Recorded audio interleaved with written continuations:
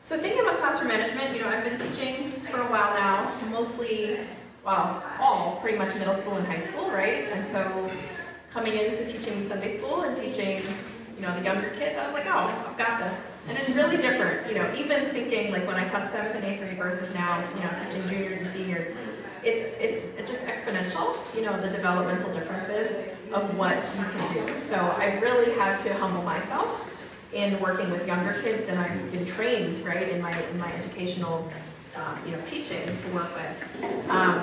But some things that I think are universal, whether you're, working with really little ones, or kind of older ones, are just kind of some things that I could hear. So I'm just going to kind of walk through this. And so the first thing, that I always try to think of is really focusing on affirmative versus negative rules and expectations.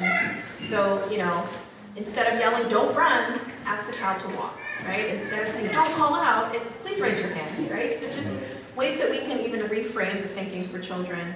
And I've done this in my own, raising my own child who's now 6. I read a book there's a book called How to Talk So Kids Will Listen. And then there's, the authors wrote another book that was called How to Talk So Little Kids Will Listen. And in reading through that, it's really interesting, as Katie said, just thinking, especially with our younger children, they're not able to think very abstractly yet. They don't have a concept of time, right? If I say 5 more minutes in the pool, my child has no idea what that means, right? And 5 minutes can feel like a super long time if she's bored out of her mind, and 5 minutes flies by, she's like, but I just got to the playground. I'm like, actually you had 10 minutes, not 5, right? So the third bullet point there, I've had to rethink. I feel like a lot of times it can be easy to say, if we don't finish this, then you don't get to do this, right? If you don't sit down, then you don't get dessert. And really reframing that as, I know you want dessert, so I need you to sit down, right? So just really thinking like, how can we reframe the rules and the expectations? It's the same expectations we have, but thinking about the language. Because if I say, if you don't sit down, you don't get dessert, what my child is gonna hear is, I don't get dessert. That's all she hears, right? And so thinking about how we can help them think about how their actions impact what we're able to do or not do. Another thing is just having a really concise list of rules and expectations for children. If it's too many, it's just too hard to keep track of everything. So, we have like our 3 R's here, right? And I think really capitalizing on that. I think 2 to 4 is usually the rule, or rule of thumb for me. I think it can be more for older kids. But if there are more, they really need to be clearly articulated for the kids, and they need to be consistent. So really, those expectations should focus on what feels the most important in terms of maintaining safety for everybody, but also having the environment be a productive one, right? Even as adults, we don't just want to be told all the things we're doing wrong or all the things we can and can't do, but it's what are the key things I need to do to get through my day, or to be productive at work, or to get a good job from my boss, or whatever it is. So really thinking of our children in very much the same way. And having the children periodically repeat back what the rules and expectations are. What are our 3 R's? What do those R's stand for? Friends, let's go over again. What are the things I need from us? Okay, listening ears, raising their hands, good job. We can talk and talk and talk at children. It's very different when they are showing that they've really taken ownership of it. Even in my own classroom, I'll give instructions. Okay, first open your Chromebooks, then get on Google Classroom, then open the assignment. What am I supposed to do, Ms. Williams? Can someone else repeat what I just said? And it's so powerful for kids to hear from other kids, right? And in kid-friendly language, they're very much speaking the same language. So having the kids periodically repeat back what the expectations are, it allows you to enforce and reinforce those expectations. They need repetition. So the more we repeat these things, the more they stick. It also allows you as the teacher, as the adult in the room, to assess, do they understand, right? What does that mean? What does that expectation mean? And then you can clarify if needed if you're assessing, oh, they really don't get what it means to respect space. We just said respect space and now they're smacking each other. Okay, that allows me to see, we gotta go over that some more. So really keeping the list of rules, concise and to the point is helpful. As Katie mentioned a few minutes ago, keep in mind that children can have very short attention spans. There's a lot of research out there that says, for example, a 4-year-old can sit still and truly focus for 4 consecutive minutes. A 10-year-old, 10 minutes, right? And I know if you're like me, even sitting in worship sometimes, it's like it's really hard to quiet the thoughts in our heads, right? To really focus on what is the lesson of this sermon? What is Troy telling me right now and wanting me to grasp? So think about that. If it's hard for us as adults with fully formed brains, right? It's that much harder for children. So thinking about, okay, I'm going to capitalize on these maybe 4 or 5 minutes of full focus that I have from my 4 and 5-year-olds or my 5 and 6-year-olds, and then I've got to switch it up. Right? I'm a big believer in movement breaks and brain breaks. I do these in my own classroom a lot, even with high schoolers. It's hard for them. Our blocks are 75 minutes long, and so it's really hard to sit still and focus.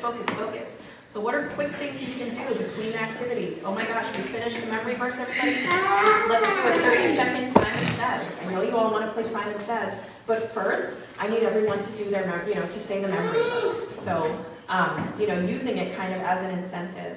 And I like to do it between completed activities. So it's not like, well, 3 of you said the memory verse, now let's play Simon Says. It's hard to refocus after that. So use it as a transition between activities. I found is really helpful. And what are ways you can incorporate some of these movement breaks into the lesson itself? So I know Katie mentioned, I put on here the example of like the catechism song. I know we're going to move away from that, but could it be that while we're singing the catechism song, they're dancing, right? That is a movement break for them. Could it be that, we're reading the story for the day, and I've got some friends who just need to move. They're acting out what's going on, right? So think about ways, because the time is limited a lot of time, but getting them up, getting them moving in ways that feel constructive, right? As Katie mentioned, it's really important to be consistent across class sessions. It's hard enough to be consistent in my own classroom when I am the teacher every single day, and it's like, guys, it's April. How do you still not know what I expect of you, right? You see me every day. That's hard enough. And the kids are rotating through different teachers on Sundays. And so, we don't want a situation where it's like, oh, Miss Zara's our teacher today. We know she's going to make us do this thing, even though Mr. Dwayne didn't make us do that last week, right? It's kind of like, when my own child plays mom against dad, right? We as partners, we need to be consistent on what the expectations are, what the routines are, whether it's mommy putting you to bed tonight or daddy's shower time is at this time and we're reading a book at this time and we're brushing, right? It's the same expectations regardless of who the adult is. So being consistent, as Katie mentioned, really following that lesson sequence as much as possible so the kids know what routine to rely on regardless of who the adult is. But also in terms of the expectations and the language we use. If I come in today and I'm telling the kids, please raise your hand, please stay seated, and then my husband comes in next week to teach and he's like, don't call out and don't stand up right now. It's confusing, right? So as much as we can be consistent in using common language, that is super helpful for the kids. And I think, again, going back to those 3 R's, right, that it should be, in my opinion, universal, right, across whoever is the teacher that week. But really using that consistent language is helpful for the kids. Another thing is using positive reinforcement, and I know a lot of us already do this. In my mind, the piece of candy for the memory verse, right, on the 4th Sunday is an example of positive reinforcement, right? We're not punishing the child or shaming the child who doesn't remember it. We're rewarding the child who does remember it, right?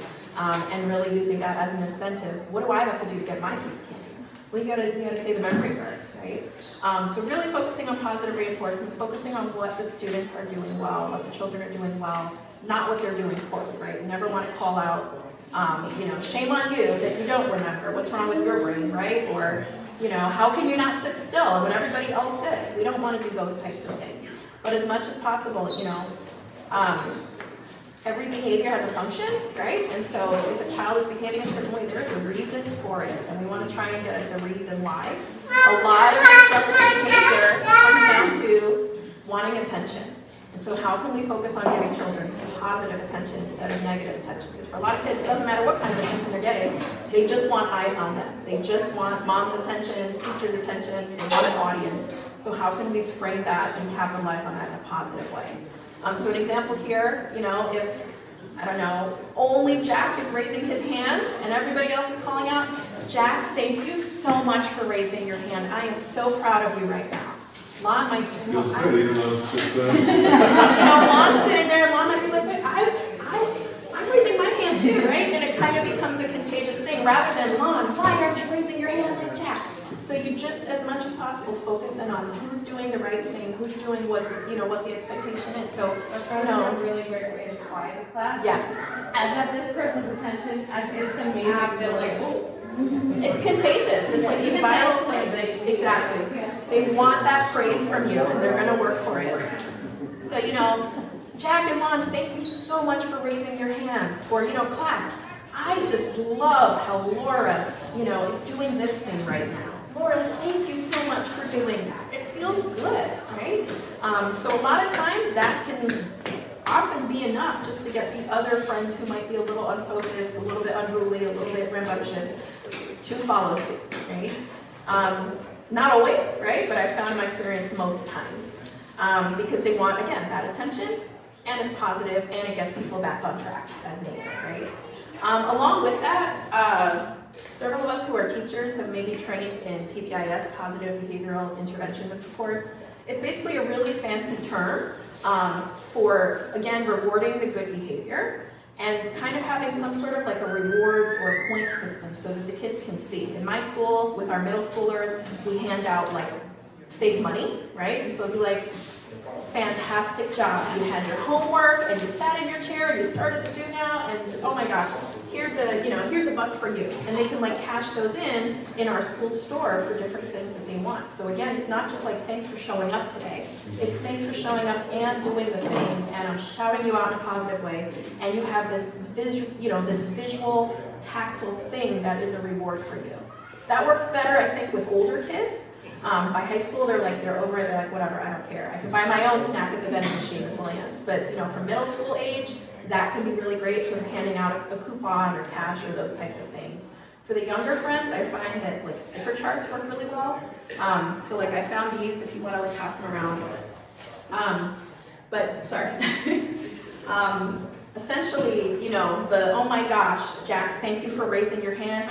Lon, I see you're raising your hand too now, right? Great job. Maybe Lon gets a sticker and Jack gets a sticker. And maybe Chad's still not raising his hand, so I'm not going to shame him for it. But he's sort of like, well, how come they got stickers? And it's one thing to get the praise, it's another thing to now see that there is something tangible attached to it, right? If we kind of have these sticker charts, or every child has one, or whatever your system is, right?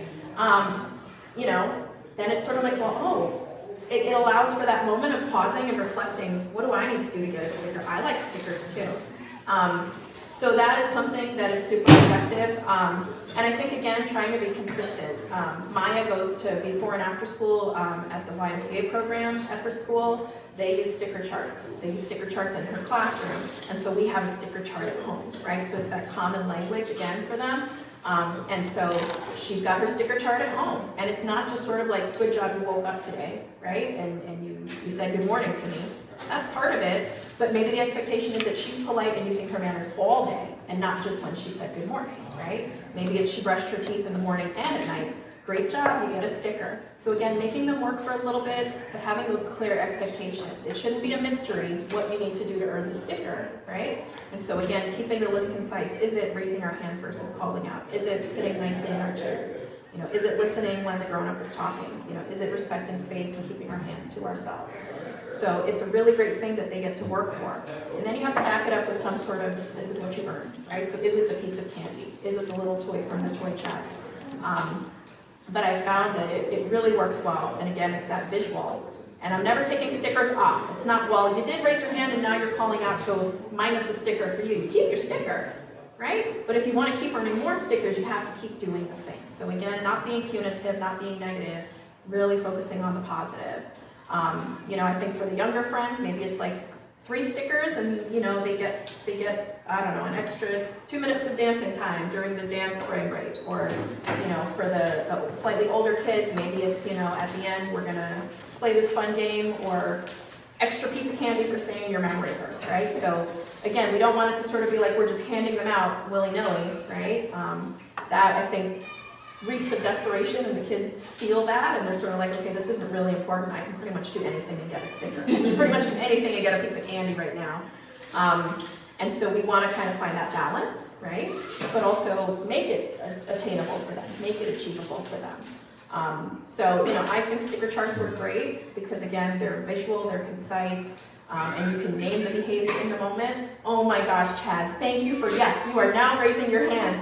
Great job. Oh my gosh, class is so excited. Chad also gets a sticker. Chad, take the sticker and put it on your chart. Right? It's right. And then maybe poor Corey over here is like, I still don't have a sticker, right? So again, going back to everybody, let's go over the 3 R's again. What are those 3 R's? Yes, thank you. We still have time in class, everybody. There is still time to get a sticker. I need to see, I want to see you doing those things. So again, bringing everybody in. It's sad. Sometimes there is that one child who didn't earn a sticker. So what can you kind of have them keep working on, right, throughout the class and kind of giving them that love and attention that they're looking for? So all of these things, hopefully they work, but of course sometimes they won't, right? Maybe a child is just having a rough day. Maybe they're just tired or cranky or hungry or whatever it is, and the things aren't working. And so the last thing I have here is just to redirect as needed, right? Sometimes the only attention you can give them is that negative attention because what they're doing is not safe, it is extremely disruptive, right? It's just messing with the productivity of what we're here to do. And so really identifying what can be overlooked right now. If 2 kids are calling out but everybody else is raising their hands, I'm focusing on the kids raising their hands. And can I just kind of ignore the 2 calling out and they're gonna catch on, oh, I need to raise my hand as well, right? But if it's like, 2 kids are raising their hands and 10 are not, I've got to stop and address that, right? So identifying what are sort of the battles I'm going to fight in the moment and what are the things I'm going to kind of just keep things moving, because stopping class right now is not the most beneficial thing for the children in front of me. So I think having those moments of just, thinking on your feet a little bit or even pausing, I'll just pause sometimes and I just stand there and it's really me like, what should I do? What should I be doing right now? So take that moment, because in the moment, you can get flustered. If you're like me, it's sort of like, and then you might say the wrong thing or, do things that suddenly feel negative and undo all the positive work you've done with the children, right? So sometimes just taking a breath and pausing and assessing, what is my next move, right? Something I find really helpful is just, if Katie's over here and she's just like doing the thing that is so disruptive and everybody else is on task, I'll just kind of walk over and I'll keep teaching and keep talking. Maybe I'm like right here, and I'm not interrupting, I'm not stopping the lesson, but Katie feels my presence, right? She feels, oh, maybe I should start coloring my coloring page too right now. So sometimes that can work. And so I'll increase my proximity to that child. And then if that's still not working, once I feel like there's a moment, okay, everybody's coloring except for, whatever the thing is, right? I'll crouch down and I'll kind of be at eye level. Because, it's really hard, right? If you're this tiny person and you have these adults talking down at you all day, I'll crouch down, right? Or I'll pull up a chair next to them. Just, hey, Katie, so everybody else is coloring? It'd be really great if you could color too. What do you need, right? And maybe it's like, I don't want crayons, I want markers. Great, let me get you some markers, right? Or I miss mommy, but giving that child that moment, right? They're calling out for attention, but without sort of across the room, Katie, come on, everybody else is coloring, right? You don't want to give the audience and you don't want to call that child down. That just feeds into the negativity. So the first thing is kind of walking over for me. If it's still not okay, we're still not doing the thing, right? Crouching down, sitting down, eye level with them, and really just getting on their level, right? And trying to figure out what it is. Maybe Katie just needs to be my special helper today because she is just so over-coloring. We're just not going to get anywhere. And I'm not going to fight that fight with her today. So maybe Katie is, helping me walk around and check on, Katie, I'm going to tell everybody what a great job they're doing. Do you want to come with me? Oh my gosh, Lon, that is beautiful. Jack, I love your use of the color yellow, whatever it is. So bringing that child in again, instead of just like, I'm just going to completely ignore her, or I'm going to make her feel bad for what she's doing, right? I think that if it becomes a pattern, okay, it's the 3rd time that I'm seeing the same behavior from this person, then we can talk about it, right? Then I'm looping in mom and dad, maybe there's something else going on that could be helpful for me to know as the teacher, but maybe it's just a one-off. So kind of, again, looking, is it a one-off, is it a pattern? And sort of, is this a fight that I should fight right now with this child? Because sometimes they're just gonna be obstinate because they've got their own world going on in their head and I'm not in there with them. So trying to gauge all of that. And I think anytime something is super disruptive or super unsafe, right, you have to address it. We all know that. So I will kind of, the biggest thing for me is following through. If I tell a child that after the 3rd time they do something, they will get a timeout, I have to give them that timeout. right? If I say after the whatever it is, that Maya is not getting dessert tonight, then when it's dinner time, I have to follow through and not let her have her dessert, right? Because otherwise, again, it's sort of like, I guess this wasn't really that important, right? I guess this adult just said the thing in the moment. And I've definitely been there where it's like, I just say the thing as a threat because it's like, I just need you to cooperate, and they don't. And then I capitulate, and it's like, you know what, fine, just have some ice cream, I'm tired, right? So really reserving that for when it feels absolutely necessary, because then you do have to follow through. So like, Katie, I really need you to stop hitting Ashley. Just plain and simple, right? I need you to stop hitting Ashley, it is not safe, please stop. Right? It's short, it's matter of fact, that's it. And then if it continues, right, this is the second time I'm asking you to please stop. I know you don't want a timeout, so I need you to stop. And then if it continues, okay, now you're gonna have a timeout, right? And so following through, but also giving them those opportunities. It's not just like immediately, stop hitting her, go sit in the corner. You're giving the opportunities to redirect and to self-correct, right? But if it continues and you've been clear, if this happens again, this is what's going to happen. You have to follow through on that. So if it's not comfortable to put a child on timeout, then don't use that as a consequence that you're kind of dangling over them, right? What are a lot of classroom management now is what you are comfortable with. What is your style of doing things? Are you more authoritative? Are you more just kind of, soft-spoken? What works for you? So if it's out of your comfort zone, or it just feels, inappropriate, then don't do it, right? If I'm totally fine. Maya, it is the third time I have said this, and we have talked about it twice already. Now you are going to go and sit over there for 6 minutes because you are 6 years old. Go, right? I'm comfortable with that. Another parent might not be, right? The way I run my classroom at my school may be different, right, from how Ashley or Corey run their classroom. So you really have to, figure out what you're comfortable with and what works for you. Because again, you have to be authentic, right? Children really can smell when something is disingenuous. So really kind of just reflecting within, right? What feels appropriate? And I think if you're in doubt of what is appropriate or what your comfort is, do some reading. Reach out, ask for advice. Just do a Google search, right? Even just what are some ideas? But the biggest thing, again, is just trying to stay ahead of the thing, anticipating. I know that my 5- and 6-year-old students, every Sunday, can only focus for this long. So I'm probably not going to plan a 25-minute thing for them where they have to sit still and focus. It's just not realistic, right? So starting with, what is realistic? What am I working with? Where are the children? Cognitively, developmentally, emotionally, right? And then just kind of having something in your back pocket for the best laid plans, right? Sometimes go sideways, so then what? But that's pretty much all I wanted to share. And again, it's been such a learning curve for me and so humbling just coming in and working with younger children that I was trained to work with. But they're wonderful and they're sponges, and what they see is what they're going to do, right? And what they hear is what they're going to repeat back. So if we are showering them in affirmations and we're showering them in the positive and we're giving them that positive attention, that is what they start to crave, right? And that is what they start to give to each other. And then Lon is saying to Jack, where I might have said, Jack, I love your use of the color yellow. Maybe, over time you're modeling these positive things, and maybe now Lon is like, Jack, good job with the yellow, right? Or, I think that's right, I want to take the yellow brand. So, definitely, again, modeling what we want from them, So yeah, that's really all I have to say. Thanks for listening. That was great. Thank you so much.